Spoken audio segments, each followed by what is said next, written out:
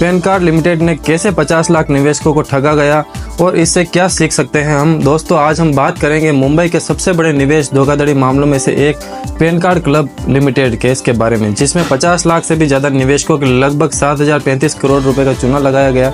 यह एक पुरानी खबर है, लेकिन इससे हम बहुत कुछ सीख सकते हैं, इसलिए इस वीडियो को अंत तक देखें और जानें कि घोटाले में क्या सीखा जा सकता है। यह कहानी शुरू होती है पैन कार्ड क्लब पीसीएल के साथ, जो एक टाइम शेयर कंपनी थी। पीसीएल ने होटल स्टे और हॉलिडे पैकेज के नाम पर निवेशकों को लुभाया। टाइम शेयर कंपनियों का काम होता है कि वे अपने सदस्यों को छुट्टियों के लिए होटल और रिसोर्ट्स में रहने की सुविधाएं प्रदान करें। पीसीएल ने भी कुछ ऐसा ही कुछ वादा किया, लेकिन इसके पीछे छिपा था एक बड़ा धोखाधड़ी का जाल। जी हाँ, पीसीएल यानी कि पैन कार्ड क्लब लिमिटेड का बिजनेस मॉडल। पीसीएल ने अपने निवेशकों को विभिन्न प्रकार की योजनाओं में निवेश करने के लिए प्रोत्साहित किया। उन्होंने ये वादा किया कि निवेशक इस योजनाओं के जरिए होटल स्टे और हॉलिडे पैकेज का लाभ उठा सकेंगे। मूल्यांकन और सदस्यता शुल्क। पीसीएल ने अलग अलग तरीके की कीमतों पर विभिन्न प्रकार के पैकेजेस की पेशकश की। उन्होंने निवेशकों से सदस्यता शुल्क के रूप में बड़ी रकम ली और वादा किया कि ये पैकेजेस उन्हें उच्चतम गुणवत्ता वाली सेवाएं प्रदान करेंगे। उच्च रिटर्न का वादा। निवेशकों को बताया गया कि उनके निवेश में उन्हें उच्च रिटर्न मिलेगा, जो उन्हें वित्तीय रूप से मजबूत बनाएगा। इस तरह के वादों से निवेशकों को आकर्षित किया गया। उन्होंने बड़ी संख्या में इस योजनाओं में निवेश किया। जब निवेशकों ने अपने पैसों की वापसी के लिए कंपनी पर दबाव डाला, तो मार्केट रेगुलेटर सेबी ने इसमें हस्तक्षेप किया। सेबी ने पीसीएल को अपनी संपत्तियों बेचने से मना कर दिया और सेवानिवृत्त जज आरएम लोढ़ा को इन संपत्तियों की बिक्री और निवेशकों को पैसे लौटाने का जिम्मा सौंपा। सेबी की जांच प्रक्रिया। सेबी ने सबसे पहले पैन कार्ड क्लब लिमिटेड की योजनाओं की जांच की। इस जांच में पाया गया कि पैन कार्ड क्लब लिमिटेड बिना किसी अनुमति के एक सामूहिक निवेश योजना कलेक्शन इन्वेस्टमेंट स्कीम CIS चला रही थी। संपत्तियों की जांच हुई। फिर सेबी ने पाया कि पैन कार्ड क्लब लिमिटेड के पास कई संपत्तियां थी, जिनका उपयोग निवेशकों के रिटर्न देने के बजाय अन्य उद्देश्यों के लिए किया जा रहा था। न्यायमूर्ति लोढ़ा की नियुक्ति। हाँ, सेबी ने न्यायमूर्ति RM लोढ़ा को पैन कार्ड क्लब लिमिटेड की संपत्तियों की बिक्री और उनके प्राप्त धनराशि को निवेशकों को लौटाने का जिम्मा सौंपा। इसके बाद इकोनॉमिक ऑफिस विंग EOW ने भी इस मामले की जांच शुरू की और पैन कार्ड क्लब लिमिटेड और उसके 6 निदेशकों के खिलाफ धोखाधड़ी और Maharashtra protection of invest and depositors act के तहत मामला दर्ज किया गया। EOW की जांच का प्रारंभ। EOW ने निवेशकों को शिकायत मिलने के बाद इस मामले की जांच शुरू की। धोखाधड़ी के आरोप। EOW ने पाया कि पैन कार्ड क्लब लिमिटेड निवेशकों को झूठे वादों के आधार पर ठगो और उन्हें उच्च रिटर्न लालच देकर उनकी रकम हड़प ली गई। निदेशकों की गिरफ्तारी। EOW ने पीसीएल के 6 निदेशकों को गिरफ्तार किया और उनके खिलाफ धोखाधड़ी के आरोप लगाए। 50 लाख से ज्यादा निवेशकों को इस घोटाले में ठगा गया, जिनमें से ज्यादातर मध्यम वर्गीय परिवार के थे।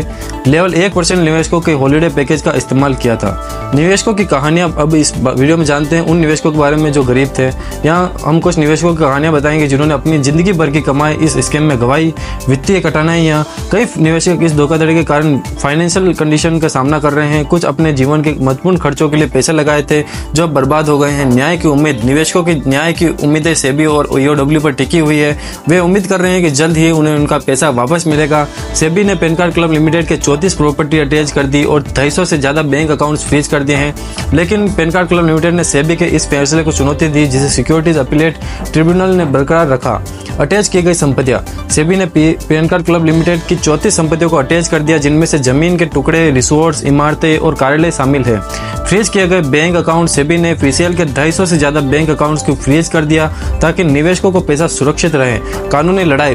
पैन कार्ड क्लब लिमिटेड ने सेबी से इस फैसले से कोर्ट में चुनौती दी, लेकिन सिक्योरिटी अपीलेट ट्रिब्यूनल ने सेबी के फैसले को सही ठहराया। इस पूरे मामले में हमें क्या सीखना चाहिए? सबसे पहले हमें निवेश करते समय पूरी जानकारी हासिल करनी चाहिए और किसी भी संदिग्ध योजना में निवेश करने से बचना चाहिए। दूसरा, मार्केट रेगुलेटर और कानून प्रवर्तन एजेंसियों पर भरोसा बनाए रखें और किसी भी संदिग्ध गतिविधि की सूचना तुरंत दें। सावधान निवेश करते समय हमेशा पूरी जानकारी हासिल करें और किसी भी संदिग्ध योजना में निवेश करने से हमेशा बचना चाहिए। वित्तीय साक्षरता। वित्तीय साक्षरता बहुत ही महत्वपूर्ण है। यह हमें सही निवेश निर्णय लेने में मदद करती है और हमें धोखाधड़ी से बचाती है। कानूनी जागरूकता। किसी भी संदिग्ध गतिविधि की सूचना तुरंत मार्केट रेगुलेटर या कानून प्रवर्तन एजेंसियों को दें। इससे आप अन्य निवेशक सुरक्षित रह सकते हैं। दोस्तों, यह कहानी हमें सिखाती है कि हमें निवेश करते समय कितनी सतर्कता बरतनी चाहिए। अगर आपके पास कोई सवाल या विचार है तो कृपया कमेंट करें और इस वीडियो को लाइक और शेयर करना न भूलें। हमारे चैनल को सब्सक्राइब करें ताकि हम आपको और भी महत्वपूर्ण जानकारियां दे सके। धन्यवाद दोस्तों, हमारे साथ बने रहने के लिए। अगली बार फिर मिलेंगे एक नई वीडियो के साथ। तब तक के सीखते रहें हमारे साथ, तब तक सुरक्षित निवेश करें और सतर्क रहें। न्यूज़ 24/7 सेफ इन्वेस्टमेंट टिप्स और फ्रॉड अवेयरनेस के लिए सब्सक्राइब करें। हमारे इस चैनल पे आप पैन कार्ड क्लब लिमिटेड की जो भी लेटेस्ट जानकारी तुरंत प्राप्त होती है तो वो हम इस चैनल के माध्यम से आपके तक पहुंचाएंगे।